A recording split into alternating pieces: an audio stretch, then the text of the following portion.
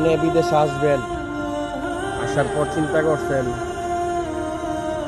2-1 বছর পর দেশে ফিরবেন। এমন হয় না ভাই।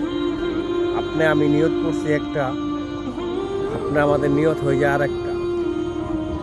আমরা অনেক মানুষের চাহিদাই পূরণ করতে পারি না। দেশে ফিরবো কিভাবে? কুয়েত থেকে বাংলাদেশ আপনার 5 ঘন্টা ডিফারেন্স।